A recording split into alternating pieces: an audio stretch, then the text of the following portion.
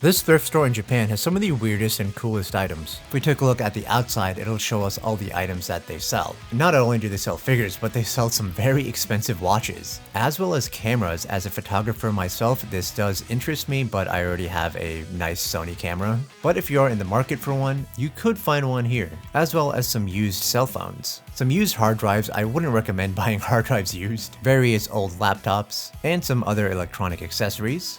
A whole bin full of camera lenses. Those are not camera lenses. And various other items. As we move down, we're going to see some video game accessories. This is Mario Paint. It's hard to exactly tell what this is. It seems like it might be just a controller for the Famicom. But yeah, there are so many video game accessories in this store. And as we turn around, consoles. So it seems like we have a lot of retro ones to more previous generation stuff. I'm seeing a lot of PS4s and PS3s. Looks like some Wiis, which are definitely a little too expensive for a Wii. Well, a Wii for around $58 is kind of fair, but all the other ones here were different prices. Some more PlayStations. Okay, $130 for a PS4 isn't that bad. Okay, maybe the game console prices here aren't the worst. And a lot of games behind me, ranging from PS4 on the right. Over here we have some retro cartridges. There's a Kamen Rider game right here, and quite a few more retro games here. This is a Japanese version of Hey You Pikachu. So we're gonna head to floors 4 and 5 now. Right now on the 4th floor, as we enter, we are immediately greeted with a display cabinet filled with tokusatsu items. And behind it, we have a lot of figure arts and some more as we go down. Let's turn to the side. We're gonna see a lot of loose items for the belts and the roleplay items at the top. So many Kamen Rider items for the belts. They are in such abundance here and impossible to find in the US without having to pay like extra prices online. Now if we take a look at the lock seat prices, they're actually very cheap. This double memory stick though is a bit more expensive. Now down here are bins filled with loose belt items, it seems. Here is Waz's driver, which I kind of wish I got. It seems like it might be just a belt only, and it's 1100 yen, which is a pretty good price. So here's that same belt box at a lower price. And a saber belt right next to it, also at a really great price. And a more full wizard belt set. I guess my biggest advice is if you see a rare item here in Japan, probably buy that right away. But if it's something like a Tokusatsu Kamen Rider belt or a Sentai Robo, you can probably risk trying to find them at other stores to see if there's any better prices. For example, this used at less than $15 is a really great price. Although I already have this.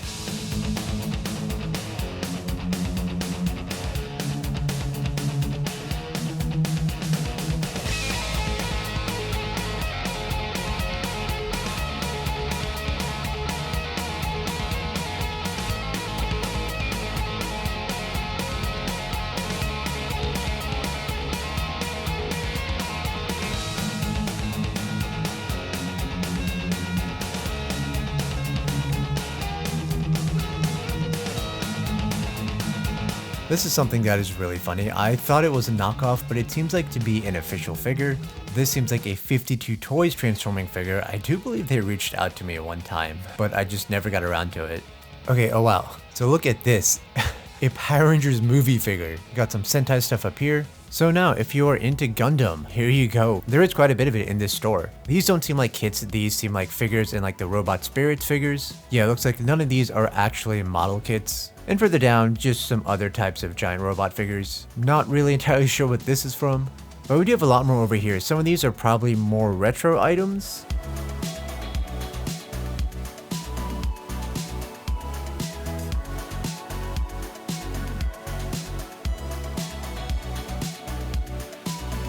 Here is Gigatron, aka RID Megatron. That is an expensive price, and I got mine cheaper, but very used and missing his feet. This is hard to see, but that is Optimus Primal, and that might be an Alternators figure, I can't tell. Wow, there is just so much in this store.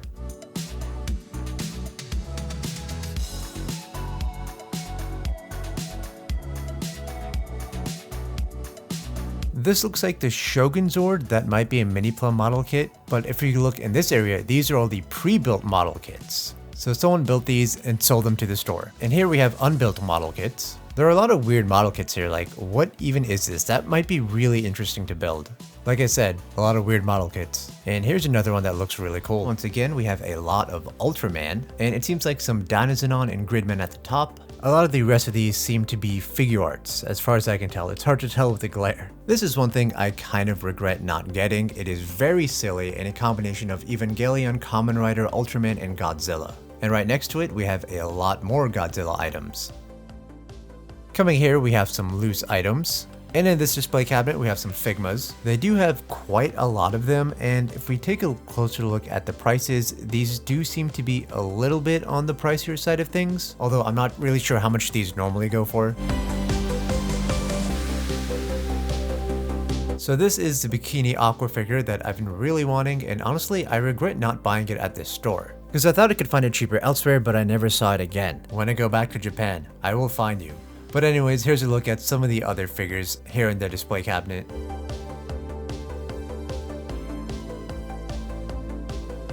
Now coming further down, we'll see a lot of anime figures, which we've pretty much seen in my previous videos at other stores. There's a lot of One Piece. It seems like each anime has its own specific section. Normally the stores are very organized. Here's a quick look at this display cabinet. Okay, so while looking over here, I saw this really funny looking Spider-Man figure. A few more statues up at the top, some retro games over here to the right, and turning over to this section, we have a lot of Hatsune Miku.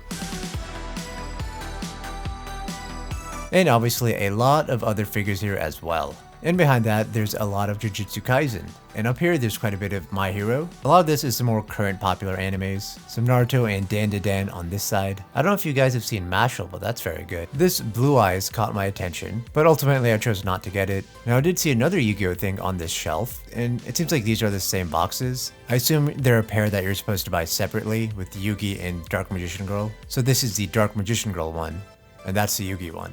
So yeah, you do have to buy them separately. So now we're back in the Tokusatsu section. We have a lot of the more, I guess, collector grade items here. Some of these seem like deluxe belts though. Yeah, that's definitely a deluxe belt. And I did find that cheaper later on in my trip, but it was very scratched up. Wow, that is expensive. But this particular store seems to be really good for Tokusatsu items. And over here we have a lot more Kamen Rider. This whole display cabinet is more Kamen Rider with some CSM items at the top. Oh, but there is a Memorial Edition King Odor sword. There's a box here filled with some loose figures. But let's go check out another floor and see what they have there. So that was all the 4th floor, and we're gonna go on the 5th floor now. Top floor. Alright, so here's the 5th floor. This actually looks like a very interesting transforming figure. In the rest of the shelf, there's a lot of die-cast model cars. This cabinet filled with Magical Girl and Sailor Moon items.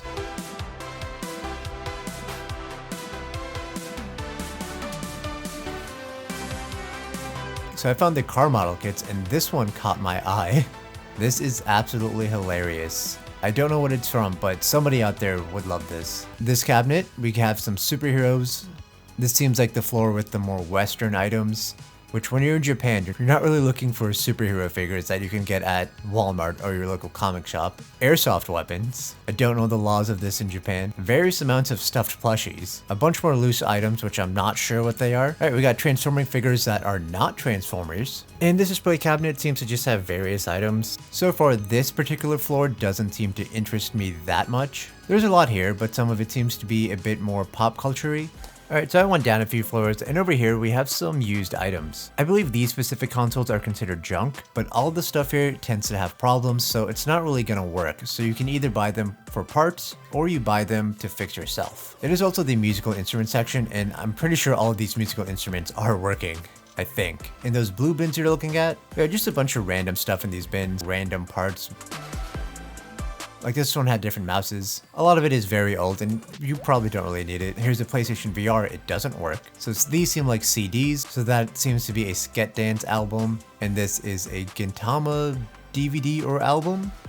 There is quite a lot of interesting stuff here. So I came across the handheld gaming consoles, and they have a lot of retro ones and some older phones down there. Judging by the prices, I assume these ones work. We can take a quick look at this floor. We have a lot of retro gaming consoles, an actual Famicom right there, a bunch of handheld consoles. I'm pretty sure you can find a lot of these cheaper, like I said in other videos, the further you go outside Tokyo. But if you really wanted to pay extra for a Pikachu one, go ahead. Now, after a spicy but really delicious meal, I came across this really interesting hobby shop on my walk back. This is definitely something that probably a lot of locals go to, or if you're a nerd like me. But this is one of the great things about walking through Tokyo, you'll find different little like hidden shops. I really like the Gundam display they had. So these were some fun stores to look at. Now if you enjoyed this video, check out this other video over here.